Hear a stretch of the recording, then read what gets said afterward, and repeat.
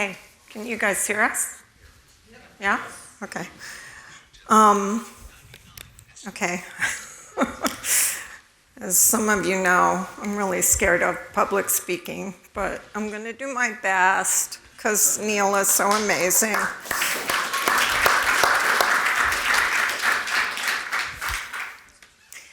I wanted to tell you a little about Neil first before we start. In our cafe society set in Washington, and I use that term loosely, Neil is our most popular friend. He's the most charismatic and the nicest, and certainly one of the most talented. And he's written a gorgeous, magical, and spiritual book in which grief blends with joy and deepens that joy, as he put it. Neil's picaresque journey is laced with history and poetry and mysticism and beer. Lots of beer. Neil almost lost his life to cancer a few years ago.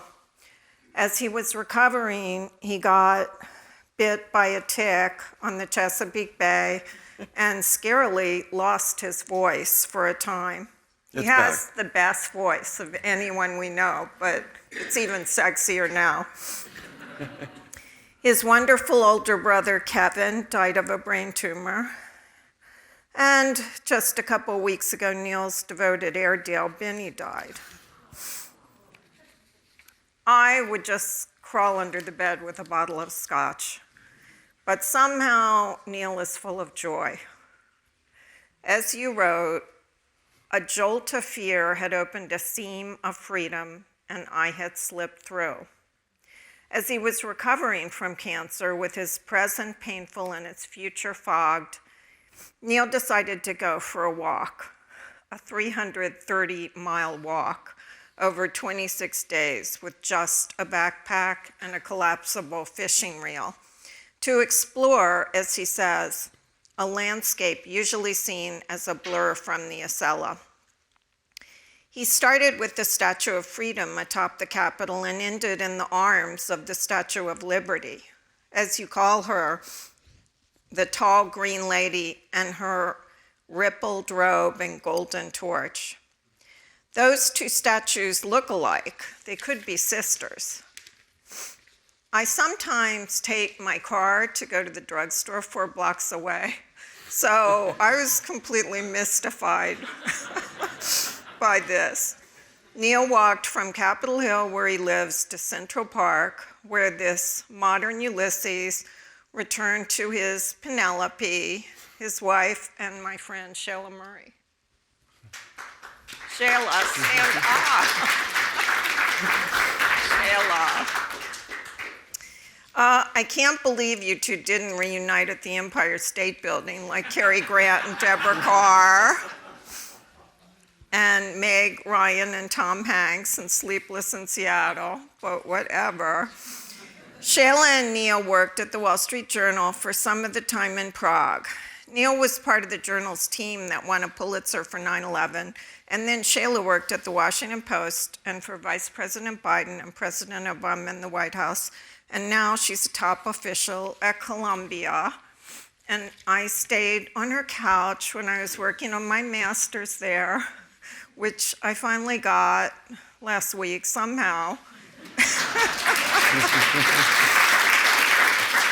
After Sheila interpreted academia for me and Neil helped me with my Ulysses homework, which was about another long walk.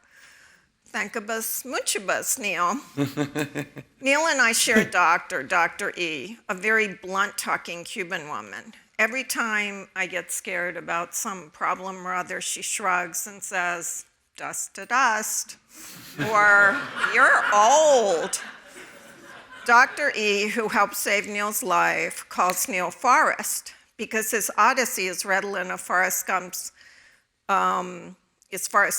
because people began to hear about it on the internet and come out to meet Neil on the trail and bring him little gifts of nuts and cookies and walk with him a bit.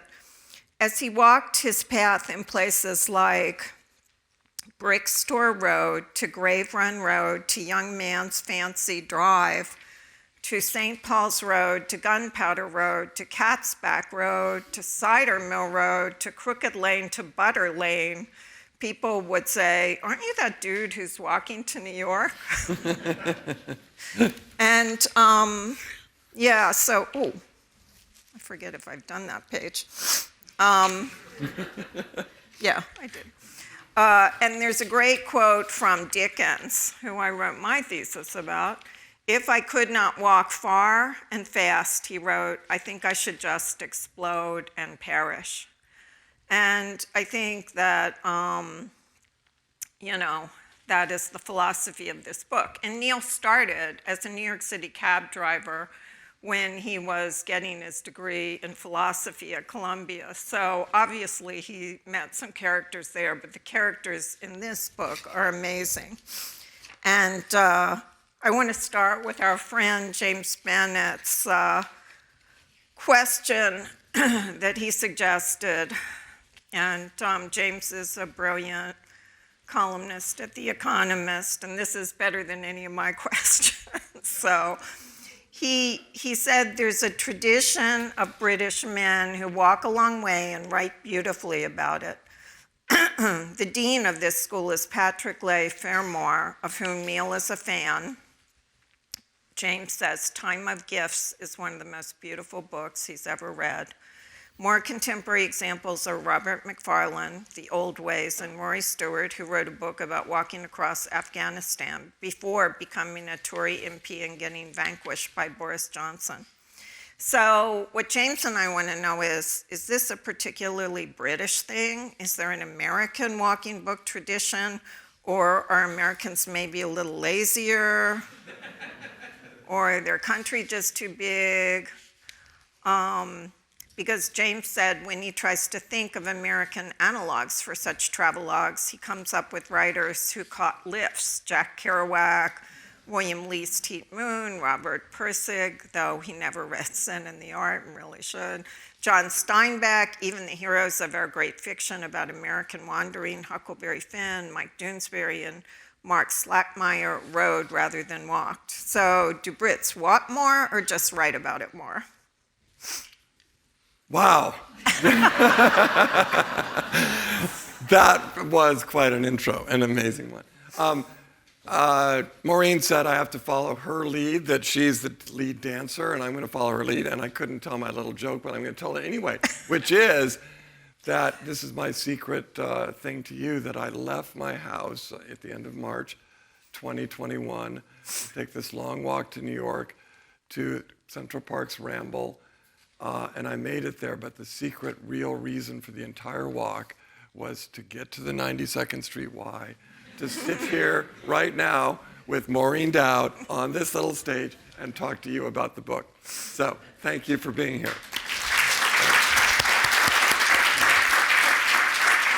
And that was kind of a motto of much of my walk, and it was a very sincere one, that I met a lot of extraordinary people along the way who gave sort of homilies to me in their driveways or became instantaneous parables along my way. And to many of them I said, you were the destination for this walk. I'm on my way to New York City, but I would have walked these 3 days, these 7 days, these 10 days, whatever it was, to have had this conversation with you. And that was said in a very sincere way. To your question, I'm kind of flattered by the question in the first place because, yes, Patrick Leigh Fermor and many others that I could recite were sort of the masters of the closely observed travel log at like 3 miles an hour. Or even you take somebody like Rebecca West, Black Lamb, Gray Falcon, which was not by foot, but was also a very micro observational book written about Yugoslavia, or Bruce Chatwin's Wanderings Through Patagonia. We have a tradition of this sort of thing. I mean, obviously, Thoreau wandered out the whole length of Cape Cod and wrote beautifully about that. And I, at the start of my book, talk about his paddling down the Concord and Merrimack Rivers, which was the first book he wrote, which I was also very moved by. And a lot of the book, I also make note of others in their travel journals, people like Thomas Jefferson or others who were very close observers of very small things that most of us have decided don't really matter that much. So, when you read the jottings or the journals of Thoreau, he would talk about like when he had heard the last cricket at the end of a fall before it was too cold for there to be crickets. And Jefferson, when he set off on a trip up to Lake Champlain with James Madison, when they were still trying to kind of get the country in order, talked about how he had heard the first katydid when he went across the Delaware. So it's not as if we don't have that tradition, but we don't have it nearly in the same way that the British have it. And I guess I'm trying to kind of revive or create it because I think there's a lot of value in it. But is this really just a white guy thing? Would no one else feel safe doing it? I mean, you joked that there were no highwaymen or warlords, but did you ever feel unsafe? Or No, I never felt unsafe. And I certainly would never deny that my passage through those hundreds of miles would be less threatening than it might be for others. But I think that same passageway is open to many other people. I think a lot of it depends on whether you're predisposed to doing this and feel that it's something that you're drawn to. And if you are, I think you're likely to be able to do it well. And there's a whole tradition of people of all colors and genders doing long walks like this. It's not like it's limited to a certain set of people. Well, America is not particularly hospitable to walkers. It is certainly less so than the UK. So what does it say about our national character? Who was nice or mean to you? You have the parable of the water bottle. And I'm particularly interested in, we've had this incredible spate of incidents of people just making a mistake. The kid who rang the wrong doorbell, the young woman who turned in at the wrong driveway, who tried to get into the wrong car. In Texas this week, a man just asked the next door neighbor to stop shooting his gun because the baby was asleep and the family was wiped out. I mean, given that backdrop, how was it to just walk up to strangers all the time? It was interesting. Before I left, people would ask me, well, Neil, where are you going to stay? And sometimes with a straight face, I would say, well, I'm just farmers will put me up in their houses. And I'd leave their pause there, and they'd be like, no, they're not. and I was like, yeah, I know they're not. It's not, that is a tradition that we as a people, as a species, did actually have, and I think even as a country. And I'm not saying it doesn't exist in parts of the country, but this parable of the empty water bottle was a great example of running into a young man. I said, do you know where I could find some water? I asked him, and he gave me very elaborate directions to a convenience store 2 miles away. And I said, well, thank you. I don't really want to go back to a convenience store. He could have filled my water bottle at his house right there. And I told him a brief story of this guy, Paul Solopek, who at the moment is walking across a good part of the globe. And when he walked across the country of Georgia for 54 nights, he was put up by the people spontaneously as he went. And I said to him, well, that's kind of why I think we're a little bit of a screwed up country. And it led in the book where I write about sort of the tradition of hospitality and of welcoming the stranger, and that there's no better test of a person's goodness, really, than how you treat a stranger on the road, right? Much less driving up your road and deciding to shoot at them automatically.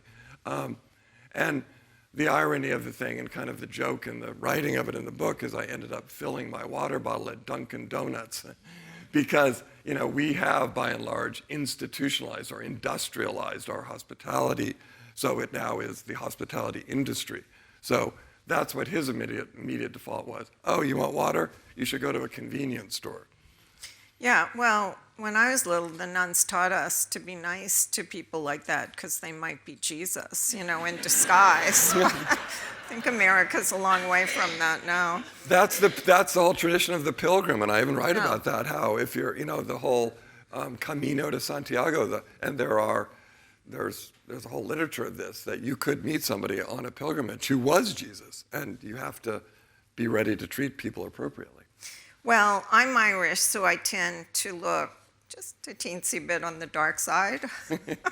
So I was very intrigued by your observation that, quote, we have enormous powers beyond our day-to-day reckoning to create our own reality, unquote. Why do we fall into inertia when life passes by so fast? You recommend writing a daily tally of your good fortunes, and you wrote that you could recapture your youth, quote, when the limbs and mind and spirit were much more fluid and more limber. And can we all do that, and how do you do it? You know, I talk a bit in the book about grabbing what I call seams in our life, moments when there's some disruption that creates some kind of a window of escape where you can step out.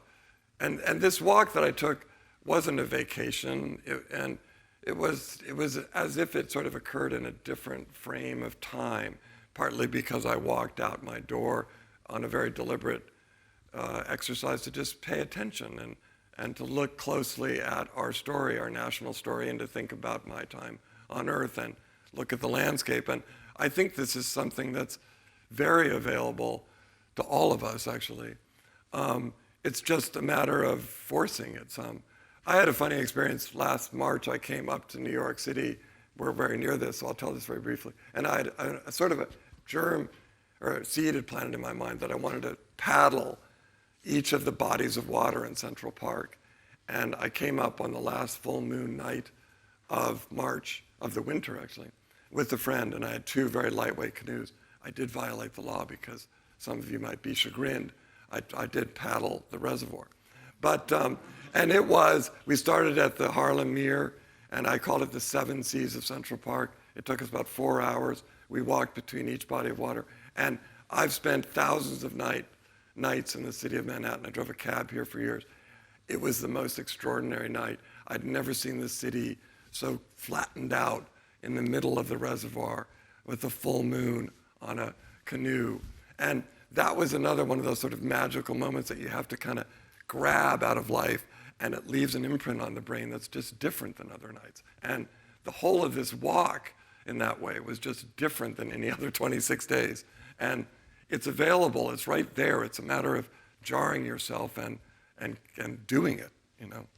Yeah, and this isn't the only thing. Since you recovered, like you signed up for a motel or something at the bottom of the Grand Canyon. Oh, yeah.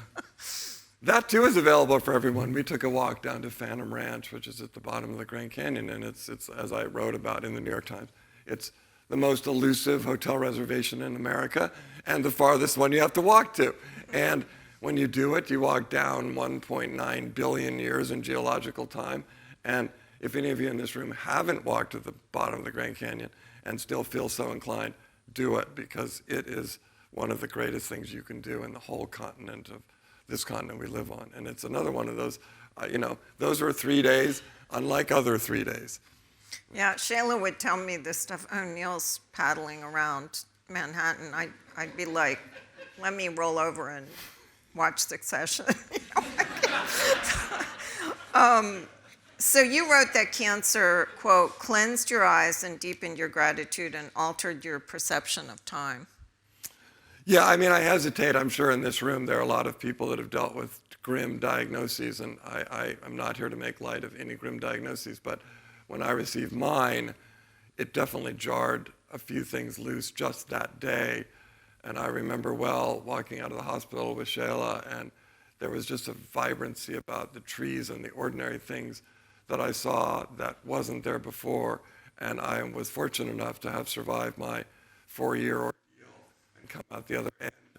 And it created a different environment into which I walked for this walk that I don't think it would have been the same had it not been for that. It created both an urgency, but it just gave things as if like a higher saturation rate. You know, you put it on your phone and you're like, oh, it should be a little brighter. It was just a little brighter. Yeah, it's interesting. I have two brothers who survived cancer, and I thought it would change them and they would do different things, but they really just wanted to get back to where they were. So, the way you reacted to it is extraordinary, I think. You climbed the huge Edgeboro Landfill in Jersey at one point and got a glimpse of Manhattan, leading you to muse about our consumer Kardashian culture. You quote Pope Francis that smallness is the true path to salvation.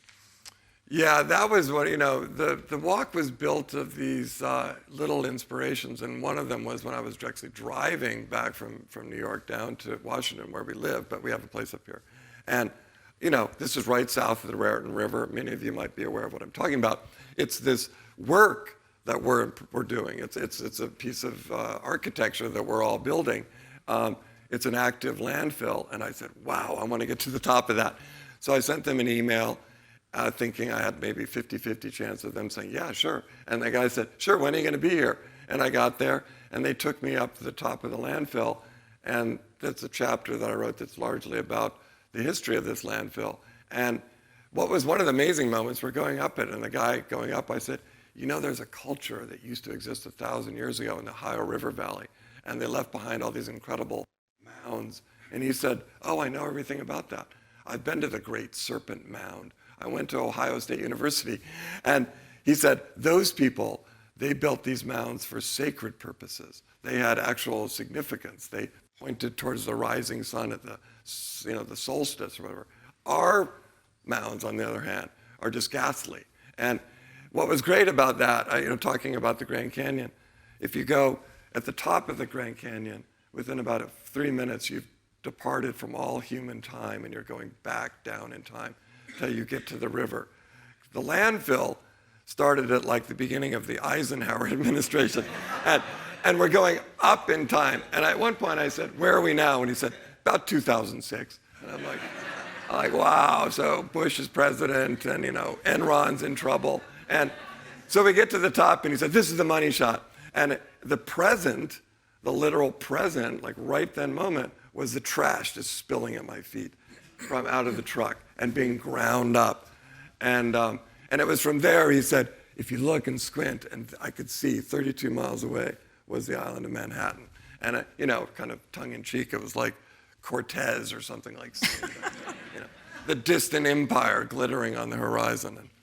So you say at the start of the book, quote, I wanted to think about what we are and once were and still yearn to be, to poke among the graveyards of our past and brush the moss off forgotten things, to chew over this American project and come to some hazy conclusion over whether America was still possible or had seen its best days.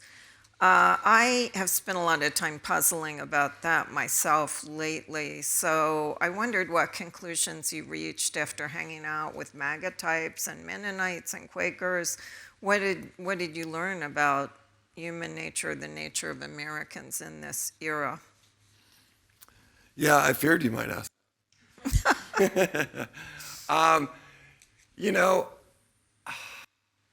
I kind of dodged that a tiny bit at the end where, okay, I learned two things. One is, if you go out and take a walk like this, there is a seam of beauty and really sort of transcendent, extraordinary things that you can witness that are at the same time very commonplace. But if you're seeing them with the right frame of mind, for instance, when you walk into Lancaster County and spend a couple of days walking through this Amish Mennonite Anabaptist experiment, this is something that goes back to the beginning of the Reformation.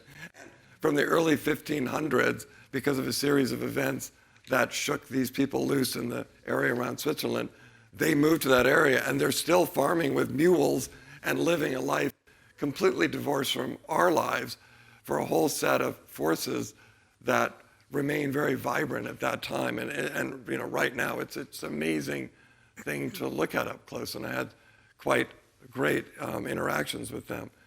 And so the whole of it opened up sort of this beautiful, almost fable-like version of America. On the other hand, when I get back, and now that I'm looking at some of the events that you've recited about these spate of violence in recent weeks and all that sort of stuff, have we seen our better days? I don't know.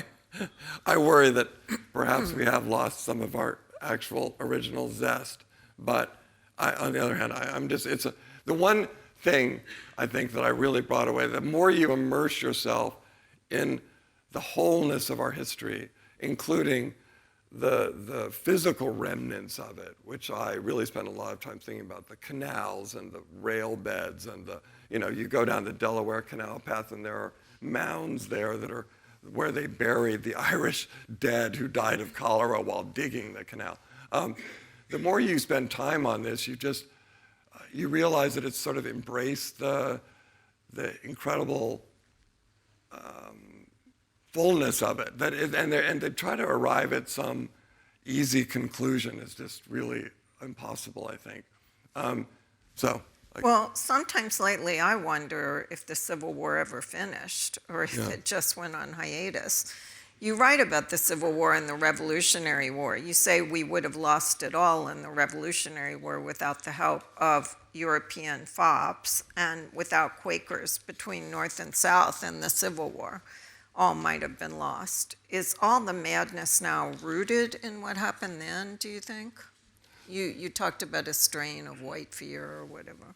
Yeah, no, there was the amazing moment when somebody mentioned to me on the trips, they said, have you ever read this James Buchanan speech from 1860? I was like, no, I've never read a James Buchanan speech. Like, raise your hand if you know a James Buchanan speech. And this was James Buchanan's last letter to Congress before he, turned over the White House to Abraham Lincoln.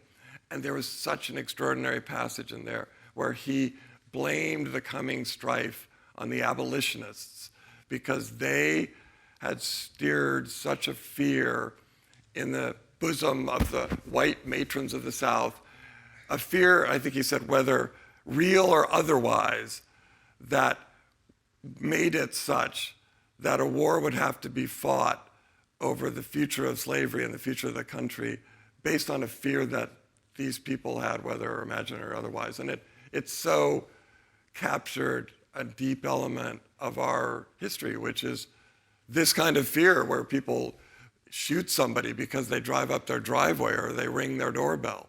This kind of just baseless fear that runs really deep in the culture. And, I've been spending a lot of time now reading about kind of our interactions with the indigenous population, which is, again, a story that very few of us have actually internalized in its fullness. And, my conclusion on this is that I love much about our country, and the more I study it, the more I find things to love about it. But I do think you have to go through the kind of deep shame trip at the same time. And the more you take that trip in its fullness, you can emerge on another side, and it deepens your love. But it's a necessary voyage to take. Yeah, I wrote down this quote from Neil because it was so beautifully written, and I have been feeling pessimistic for the first time lately, and the book made me feel more optimistic and more patriotic. And your quote that I loved was, "The love you feel for your country can deepen along with the knowledge of the shameful things we've done. There is ugliness, but also beauty in the ugliness." And you said, you see how we hold up the honor the unworthy while neglecting and forgetting the ones whose moral clarity made us squirm. Yeah, that I talk about the book being a book of memory and renewal. A lot of the memory is what it is that we remember and who it is that we hold up. And, walking out my door at the end of March of 2021, after a year where we had gone through this spasm of statue tearing downs and the whole reappraisal of our origin story. And walking, again, going back to James Buchanan, I walk into Lancaster, Pennsylvania at a time when they were taking the name of James Buchanan off the elementary school, this morally vacuous person who blames the Civil War on the abolitionists. And they were just beginning to rebuild and turn into a museum and give the honor it deserved, the house of Thaddeus Stevens, who was one of the great figures of the 19th century, who is only now beginning to sort of emerge where he should be in our minds as basically Abraham Lincoln's conscience. But, we've done a bad job of sorting who deserves to be on the pedestals, who deserves to have the statue, and who doesn't. And that's why I welcome this moment that we're doing some of that. So you spent a lot of time pondering the founders, and they have been reevaluated in recent years in light of some of their sins. And what did you end up feeling about them? I mean, it's funny because George and I shared a path along a lot of the way. And it was kind of humorous and not planned, but the day I went across the Hudson from what was originally known as Paulus Hook, now known as Jersey City, into the lower part of Manhattan, the exact same place where Washington crossed on the exact same day, 1789, that's when he did it, I did it, it was April 23rd, to his inauguration. And, I'm not a scholar on the Revolutionary War of that period, but there was so much that was abysmal about George Washington. I mean, there's the incredible story of, there was a house servant of theirs when they were in Philadelphia who escaped and fled off to a better life. And for the entirety of the rest of Washington's life and his wife's life, they pursued this woman who had sought her freedom. And she ended up never being caught, never being sent back. But they kept taking out ads in papers. They kept sending people up to get her as their property.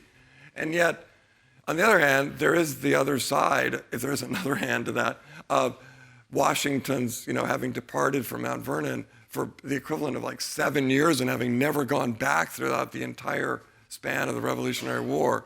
And, the fact that he held this band together that then, of course, ended up being victorious during that strife, which is an amazing story in its own right. So it's putting these things together that's the hard part. As I was reading, I was thinking there was something exotic going on, and it suddenly struck me. You and all the eccentrics and fantastic characters you met were in the moment. I'd almost forgotten what it was like to be part of a narrative where everyone wasn't drifting off to look at social media or Netflix or some other opium of the people. You wrote, "My intent, like Thoreau's, was to take a singular interest in all I encountered, and to marvel and behold, to take it in, to be present in a way that tilts toward rapture." Do you think we've lost something in America by going down all our various voyeuristic, solipsistic rabbit holes? Yeah.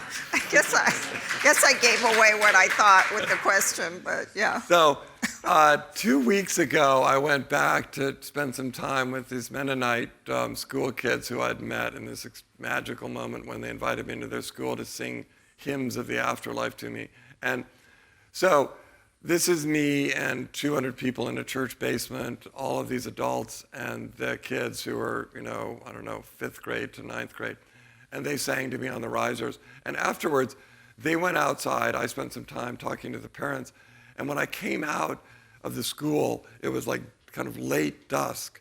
And there was like blue sky on the horizon. It's just the end of the day. And some lights off the back of the school. And all of the kids were playing these 2 games of volleyball. And in the background, they were playing a game of kickball. And I just stopped. And I was like, this is the most gorgeous thing to watch, just these kids spontaneously having done this of their own accord, where I'm sad to think that in the normal setting that we all live in, those same 8th, 9th graders, et cetera, would be in little cliques looking at their phones. I highly doubt they would have just immediately broken into these games of volleyball and kickball. And I started taking pictures of it as if I was looking at something from 30 years ago.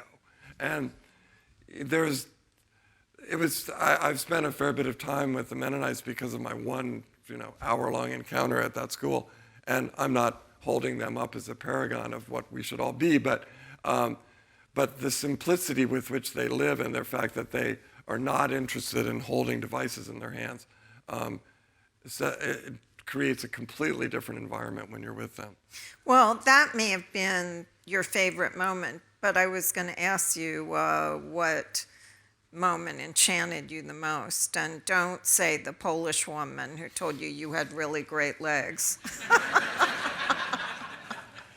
Oh my God, now that you brought that up, it's sort of like I should talk about that.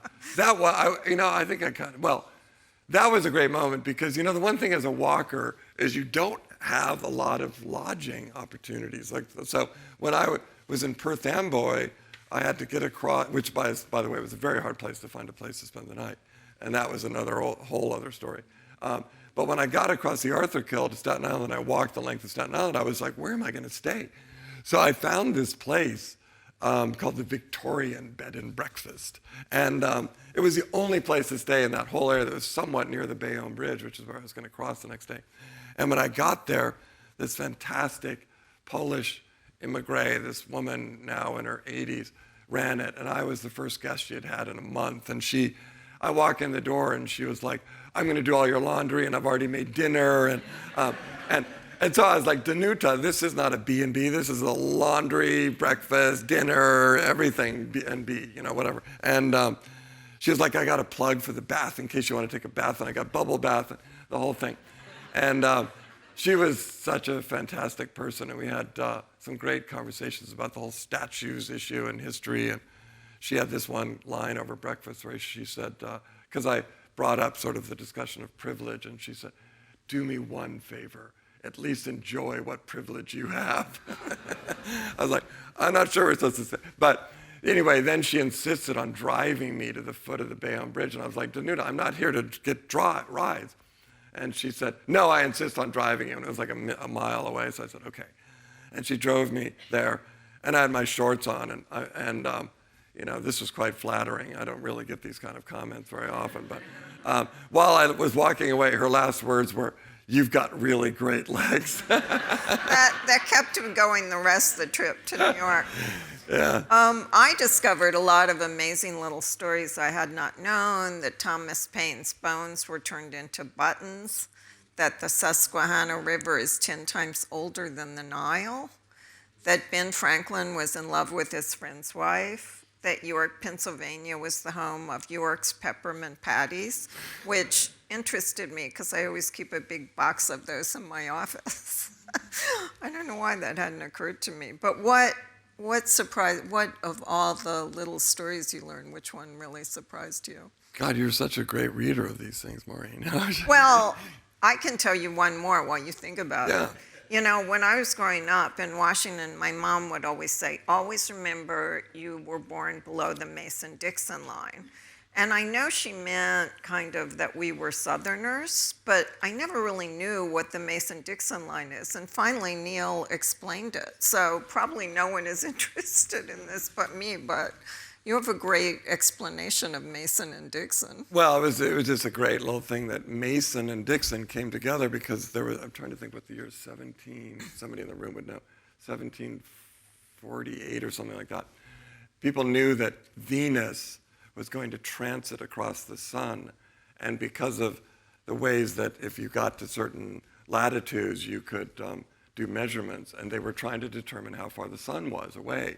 So they sent these two guys who didn't happen to know each other otherwise, Mason and Dixon, to go off and take a measurement. They ended up at the tip of South Africa, and they did measurements. People did measurements from all over, and it helped. They got within, I think, 1 million miles or something. But it was pretty accurate.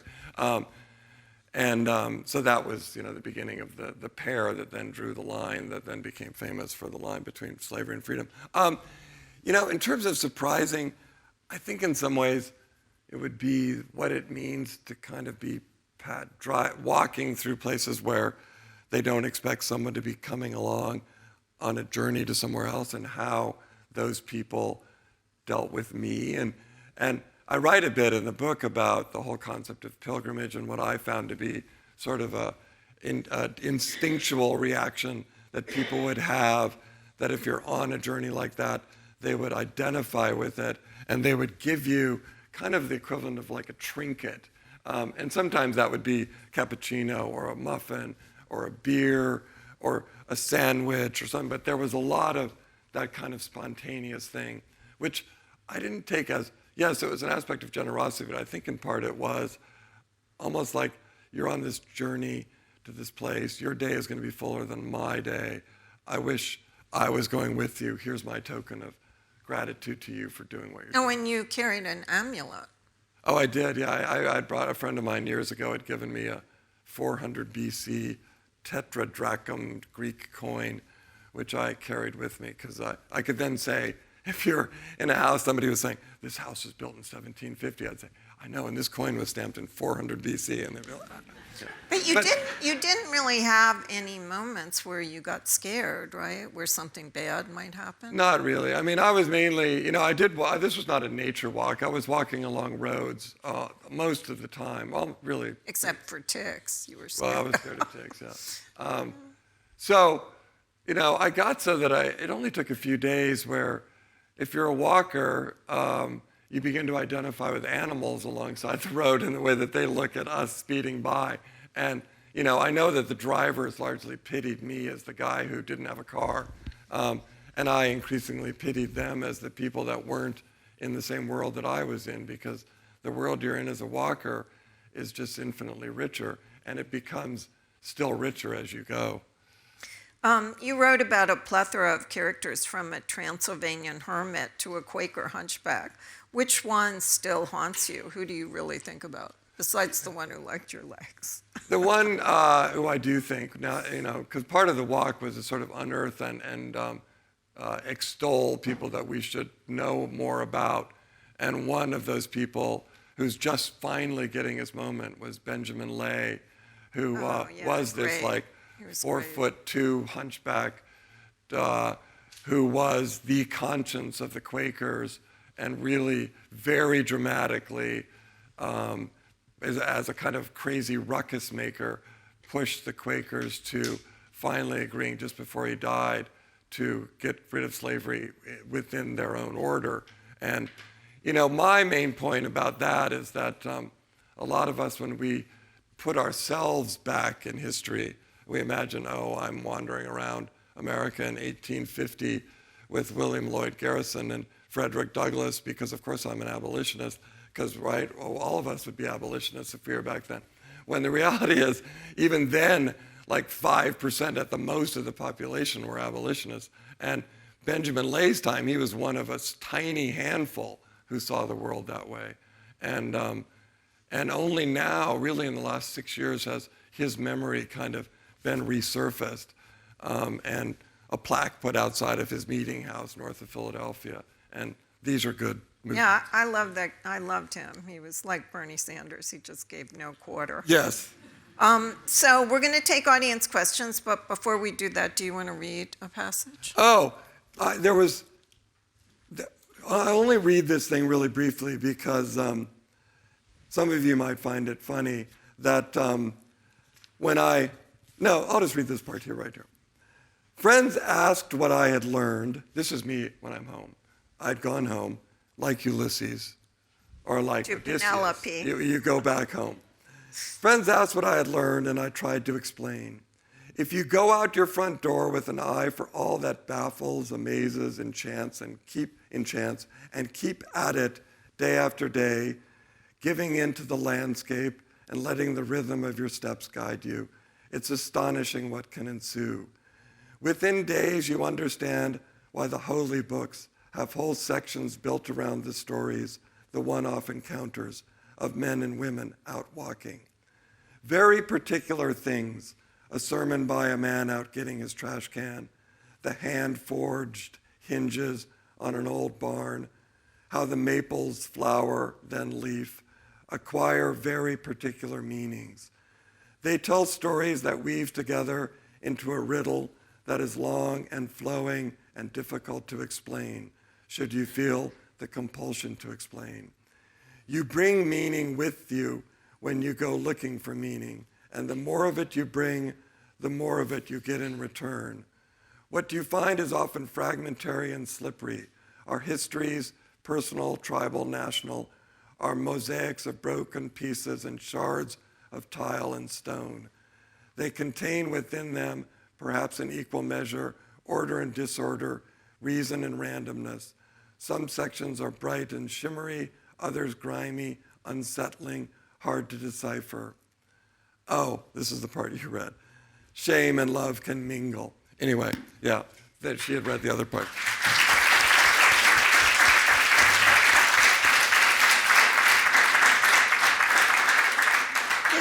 This is my favorite kind of book because I love books that take you on this ride that you would never get to take yourself behind the scenes. And like, I love Keith Richards' book because how else would you know what it's like to be a Rolling Stone? But that's what Neil's book is like. It's like this magical mystery tour. Does anyone have a question? Oh, wow. Yeah, go ahead. So I thought about all kinds of different routes, including the one that would take me across the Chesapeake and like right up the Jersey Shore, and then I'm like, no, ocean to the right, Jersey Shore to the left. No. And so in the end, I followed the stories. Like I really wanted a good portion of the Mason-Dixon line where it most mattered, and that was that part of southern Pennsylvania. I really wanted to go to York because it had a lot of stories to tell. I knew I had to go to Lancaster County because of the Anabaptist experiment, if you can call it that, going on there. I decided I really wanted to go to Valley Forge because it was such a great story of how we only decide that some things matter like 100 years later, which is the case with Valley Forge. I crossed the Delaware where Washington did because I kind of felt that was mandatory. So there were, and I picked Cranberry, exit 8A off the Jersey Turnpike for a bunch of reasons that become clear in the book about how I could go up this one brook and cross under the Jersey Turnpike by water. So I put a lot of thought into the direction I took. Yeah. Yeah. As a result of this experience, has it changed anything that you do in your daily life? Yeah. You know what I do mainly is I say, God, why aren't I doing more of that right now? It kind of lingers out there as a challenge to me to do more meaningful things that steps out of regular order, as I said. And, it was a little bit, and any of you who read the book will kind of get the sense of this sort of like rapture on the Bayonne Bridge sort of thing. It was a bit of a religious experience for me, and that sense of kind of a glow surrounded me for a long time afterwards. And it's still an accessible place that I have, and I do think that, and I'm sure there are lots of people in the room that have taken long walks in the Camino, and so many of these incredible pathways that Robert McFarland and others have written about, which I could not recommend more highly because it does have an effect on your spirit to do that. And just I quote a theologian in the book saying that walking is the pace of love. And it's just what we did to travel for the most part until the railroad disrupted it 200 years ago. Yeah. Yeah. I look forward to reading the book. What was your relationship with your phone and social media and so forth on your walk?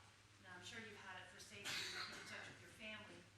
And did you ever listen to music, or did you remain completely silent? Because I know when I go for a walk in nature now, I'm always listening to a podcast or music, and it must be a different experience if you don't do that. Yeah. And then, two-part question.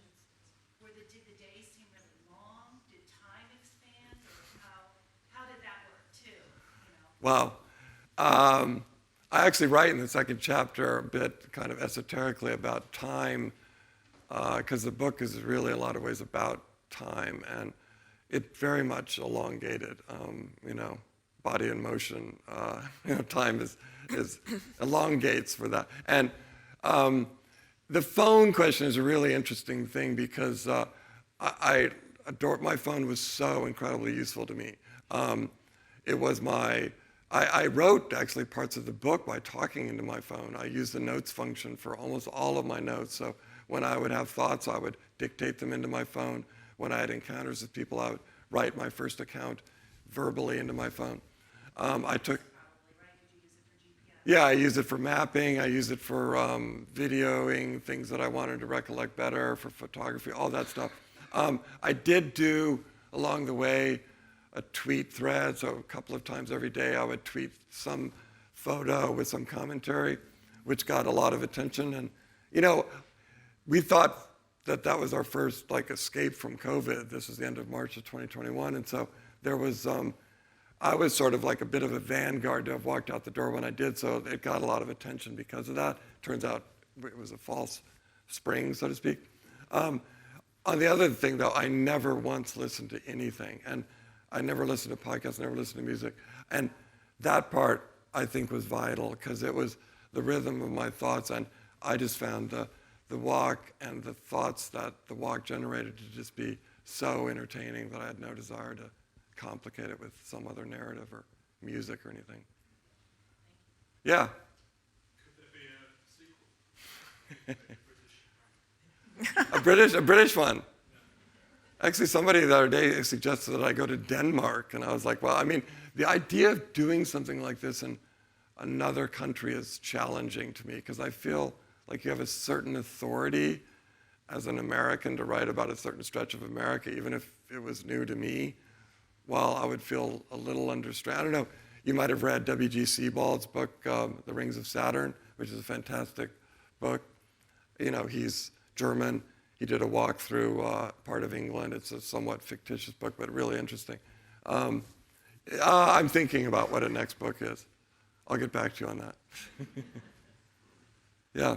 Did you make any special plans for food care or nutrition intake or electrolytes? Yes, I brought a lot of those little waffle things that have like honey in between or whatever, which are good. And my daughter had recommended having the little fizzy things that you put in your water that gives you caffeine and electrolytes. Otherwise, I wasn't living off the land. I was living off whatever sort of mediocre food sources I could find as I walked. I don't have a lot of memorable meals. There were memorably satisfying meals, but they weren't the kind of things you would write up in TripAdvisor or something like that. But that was, outside of running shy of water, that was never really that much of an issue. What shoes did you wear? I just had one pair of Ultra Lone Peak walking shoes that were really good. But you had a hole in the toe. I did have a hole in the end, and yeah, they were good shoes. Yeah. How do you just plan for your own personal safety? Yeah, it's funny. People have asked that, like, did I have a tracking device, and was my wife monitoring my whereabouts? And she didn't really care at all what I was doing. I'd call her, and she'd be like, "Oh, right, you're on that walk, right?" No. I drove a cab for years in New York when it was, by the way, like dangerous. Remember the plexiglass things, which I know they still have, but when they put those up, that was because a lot of cab drivers were getting shot. And I kind of had a weird reverse logic thing that I said, as long as I pick up anybody and everybody and take them exactly where they want to go, I'm going to be fine. And that's what I did. And it was sort of my protection was to go everywhere and pick up anybody and take them wherever they wanted to go. And so, I don't know. I think it's a matter of vigilance and common sense. But to the thing you read about kind of creating your own reality, I do think there is an aspect to which, there's a room you walk into, but you create the room when you walk into it too. It's a two-way thing. And so I don't want to go too deep into that, but that's yeah. And sorry. I was just going to say that he also writes about like walking with running. After a certain time, you hit some period of lucidity, you said? Yeah. But how long is that? Well, I'm sure there are a lot of runners in the room. It's the kind of 6-7 mile thing when suddenly you just kind of go like, and there was definitely an aspect to that in the walk, and it kind of was accumulative over the days as they went, where there was a kind of lucidity that the multiple days helped create. Yeah. You may have just answered my question. So for those of us who want to imitate you, but maybe do it in an afternoon, or does it take a day or 7 days or 2 weeks? I think there's merit in the multiple day, even if it just be a couple of days, because I do think there's an additive quality. I mean, I walked over here for this through Central Park, and it was filled with people doing essentially the same thing, and all of you are very aware of the ongoing miracle that is Central Park. I ended the walk for reasons in Central Park and in the Ramble because, I think what Olmsted and Vaux did and all the other forces that created Central Park is just one of the greatest things we've done in all of America.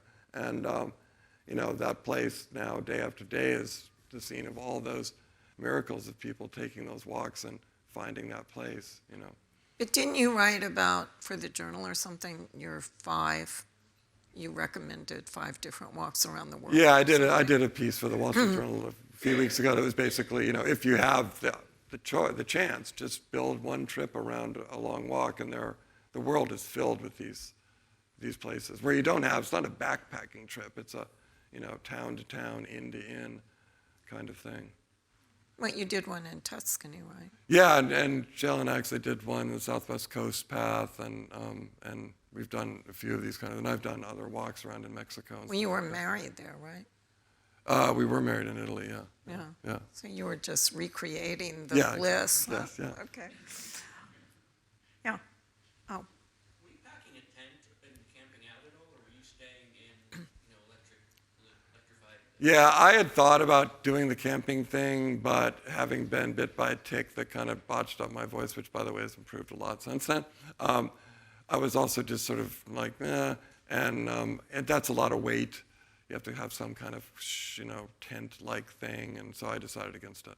he stops in Philadelphia to see his voice doctor, who was also Pavarotti's voice doctor. Yeah, Julie Andrews, too, Yeah. I'm wondering if you would go further with your book to create a sort of a documentary or a series out of it. Would that be something that you would like to do? Sure. Are you a producer? Do you want to talk later on this? I know. I think that's actually an interesting idea that has been talked about. Yeah. And you could use your visuals and things like that and incorporate them into, Yeah. Or a whole new path altogether. or just do it again. Yeah. The one thing that's definitely I'm quite clear on is I couldn't literally do it again, because what I did do that one time would be very hard to duplicate. That's just the way those things are, And it was a rather magical moment that I walked out into. Lloyd. In your book, you recount America's religious tapestry.